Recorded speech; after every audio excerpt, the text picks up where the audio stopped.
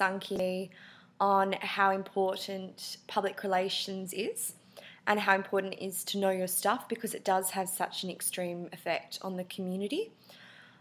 In class we had to look at an example of like an online social media campaign with activism involved, and my group researched the Black Dot campaign, where it was encouraged if you were suffering from domestic violence, you were encouraged to put a black dot on your hand, just a really small one, and then that was to show people if the police came to your door, you could show them your hand, or if you were the close friend, you could show them your hand, and it was a way to encourage like a conversation and confrontation in a way for this issue.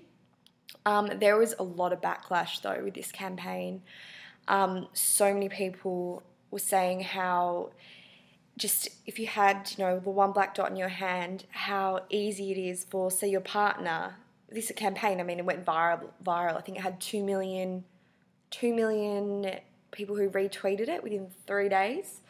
And so if your partner, who was the one abusing you, saw the black dot on your hand, that it could just create, you know, this whole new world of devastation, and how these people who created the Black Dot campaign weren't actually informed enough about the issue and the situation to properly kind of comment and try to make this such drastic change.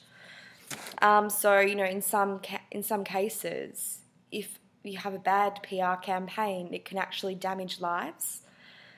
Especially, I think, in a time when, you know, social media, anything and anyone can go viral, and it's so easy for, you know, my message to get across to the other side of the world.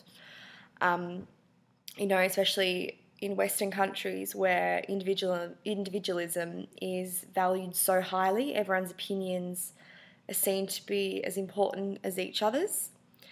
I also had a look at, there was an article, it was Slaktivist Get a New Tweet Tool by Asher Moses on WA Today, and it was just saying there's the introduction of Twignature on Twitter.